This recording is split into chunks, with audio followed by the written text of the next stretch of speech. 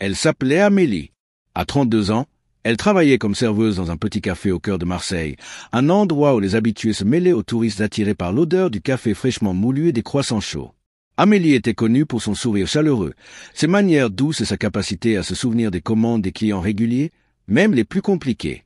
Mais derrière ce sourire, elle portait des marques visibles, des cicatrices qui zébraient ses bras et son cou, des traces qu'elle ne cachait pas mais qui attiraient souvent des regards indiscrets. Et parfois, des commentaires cruels. Ce qu'aucun de ses clients ne savait, c'était que ces cicatrices racontaient une histoire bien plus profonde qu'il ne pouvait l'imaginer, une histoire qui allait bientôt changer la vie d'un homme, un vétéran, entré par hasard dans ce café un après-midi d'automne. Amélie était née à Dakar, au Sénégal, dans une famille modeste mais aimante. Dès son plus jeune âge, elle avait montré une détermination farouche.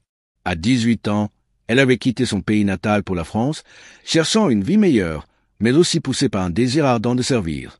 À 20 ans, elle s'était engagée dans l'armée française, une décision qui avait surpris sa famille. « Tu es une femme et tu viens d'Afrique », lui avait dit son père, inquiet. « Ce ne sera pas facile. » Mais Amélie n'était pas du genre à reculer devant les défis. Elle avait intégré une unité d'élite, une section spécialisée dans les opérations de reconnaissance en terrain hostile. C'était là qu'elle avait appris à se battre, à survivre et à protéger ceux qui comptaient sur elle. Les cicatrices qu'elle portait aujourd'hui étaient les vestiges de cette période. Lors d'une mission en zone de conflit, son unité avait été prise dans une embuscade. Une explosion avait déchiré l'air, projetant des éclats de métal et de feu.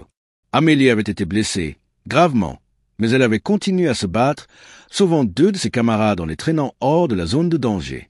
Elle avait survécu, mais son corps portait désormais les marques de cet instant où elle avait frôlé la mort. Sur son avant-bras gauche, parmi les cicatrices, un tatouage discret mais distinctif, un aigle stylisé entouré d'une couronne de laurier, l'emblème de son unité. Ce tatouage, elle ne l'exhibait pas, mais elle ne le cachait pas non plus. Il était là, comme un rappel silencieux de ce qu'elle avait traversé. Au café, Amélie faisait de son mieux pour ignorer les regards.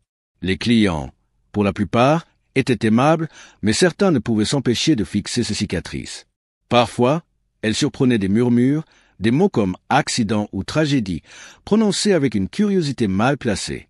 Les pires étaient ceux qui osaient poser des questions, souvent sans tact. « Qu'est-ce qui vous est arrivé ?» demandait une femme un jour, en désignant les marques sur son bras. Amélie répondait toujours avec un sourire poli. « Un accident, il y a longtemps. » Elle ne mentait pas, mais elle ne disait pas toute la vérité non plus. Elle n'avait pas envie de partager cette partie de sa vie avec des inconnus, surtout pas avec ceux qui la regardaient comme s'il était une énigme à résoudre. Un après-midi, alors que le café était bondé, un groupe de jeunes hommes s'installa à une table près de la fenêtre. Ils étaient bruyants, riant fort, commandant des bières et des frites. Amélie les servit avec son efficacité habituelle, mais elle sentit le regard pesant. L'un d'eux, un homme aux cheveux gominés et à la voix arrogante, fit un commentaire à voix basse à ses amis. « Regardez ses bras, on dirait qu'elle s'est battue avec un tigre. » Les autres éclatèrent de rire. Amélie, qui apportait une nouvelle tournée de boissons, entendit tout. Elle posa les verres sur la table sans un mot, son visage impassible, mais à l'intérieur, elle bouillait. Ce n'était pas la première fois qu'on se moquait d'elle, mais chaque remarque était comme une petite coupure sur une plaie encore sensible. Elle retourna derrière le comptoir, essayant de se concentrer sur la préparation des commandes. Mais les rires du groupe continuaient à résonner dans sa tête. Elle prit une profonde inspiration, se rappelant ce que son sergent lui avait appris dans l'armée. Ne laisse jamais personne te faire douter de qui tu es. Elle avait survécu à bien pire que des commentaires mesquins. Pourtant, ce jour-là, les mots semblaient peser plus lourd que d'habitude. C'est alors qu'un homme entra dans le café. Il était plus âgé, peut-être la soixantaine, avec des cheveux gris coupés courts et une posture droite qui trahissait une discipline militaire. Il portait une veste kaki usée et une casquette ornée d'un signe discret. Il s'installa seul à une petite table près du comptoir, commandant un café noir et un pain au chocolat.